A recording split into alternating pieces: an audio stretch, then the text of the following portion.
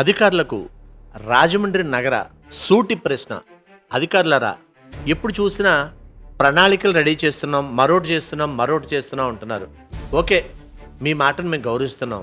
కానీ మేము అడిగే ప్రశ్నకు సమాధానం చెప్పే దమ్ము, ధైర్యం మీకుందా?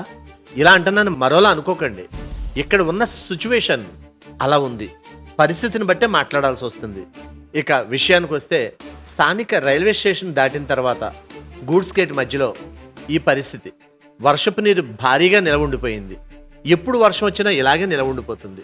ఇంతవరకు ఓకే, అది అందరికీ తెలుసున్న విషయమే. ఇక ఎంత దుర్భర పరిస్థితి అంటే, ఓ ఇంట్లో ఒకరు స్వర్గస్థులయ్యారు.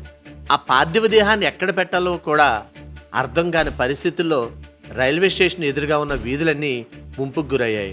ఒక మనం సప్లై కంపెనీలో ఉండే బెంచ్ ఉంటుంది కదా, ఆ బెంచ్ పెట్టి దాని మీదే వాళ్ళు ఆ పార్థివ దేహాన్ని అక్కడ ఉంచడం పలువురిని కలిచివేసింది. ఇది ఒక విషయం. ఇక రెండోది ఏంటంటే, వచ్చే సంవత్సరం ఇదే సమయం నాటికి పుష్కరాల్లో ఉంటాం. అప్పుడు కూడా ఇదే పరిస్థితి. అంటే ఇలాగే ఈ రేంజ్లో నీరు నిలవండిపోతే పరిస్థితి ఏంటి? దానికి మీరు ఏ విధమైన చర్యలు తీసుకోబోతున్నారు? దిద్దుబాటుకి మీకు సమయం ఎంతుంది? ఈ విషయం ప్రజలకు క్లారిటీ ఇవ్వాలని కోరుతున్నారు. ఎందుకంటే సుమారుగా అడుగు నుంచి 2 అడుగుల నీటిలో కొన్ని చోట్ల అడుగు కొంచెం అటు ఇటుగా ఉందనుకోండి, నీటిలోనే వాహనాలన్నీ వెళ్తున్నాయి. మీకు చూస్తున్నారుగా విజువల్స్లో. మరి పుష్కరాల్లో కూడా ఇలాగే పరిస్థితి ఉంటే పరిస్థితి ఏంటి? ఇది ఈ ఒక్క చోటే అనుకుంటే అనుకోవచ్చు, కానీ నగరం అంతా అదే పరిస్థితి. అక్కడక్కడ కరెంటు వైర్లు, టేపు వేసిన వైర్లు కూడా కనిపిస్తున్నాయి. ఏంటి పరిస్థితి? నగరంలో ముంపుకి గురి అవ్వని ప్రదేశం పలానాది ఉంది అని మీరు ధైర్యంగా చెప్పగలరా? ఇది ప్రజల ప్రశ్న. సమాధానం చెప్పగలిగితే చెప్పండి. మీ దగ్గర సమాధానం లేదనే విషయం అందరికీ తెలుసు. ఎందుకంటే మీరు పని చెయ్యరు. ప్రణాళిక అనే పదం మాత్రం ఉపయోగిస్తున్నారు, పనులు చేయట్లేదు. ఇంత భారీ స్థాయిలో నీరు నిలవండిపోతే ఎలా వెళతారు?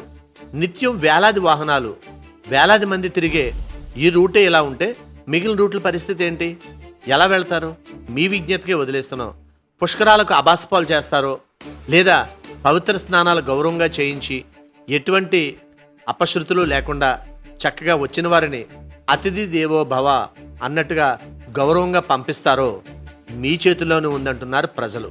ఏం చేసినా సరే సరైన ప్లానింగ్ లేకపోవడం వల్ల మాత్రమే, అనాలోచిత నిర్ణయాలు తీసుకోవడం వల్ల మాత్రమే ఇది జరుగుతుందనేది ప్రజల అభిప్రాయం. మరి ఏం చేస్తారో వేచి చూద్దాం అంటున్నారు ప్రజలు. మీరు ఈ మధ్య చేసిన ఒక మంచి పని, ఎక్కడికక్కడే గోడలకు పెయింటింగ్ వేశారు, చక్కటి డిజైన్స్ వేశారు.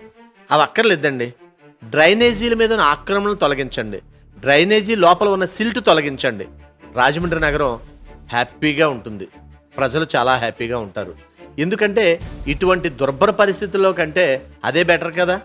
మీ పెయింటింగ్లు కాదని మాకు కావాల్సింది, మీ యొక్క సహకారం, మీ యొక్క సహాయం మాత్రమే మాకు కావాలి అంటున్నారు ప్రజలు.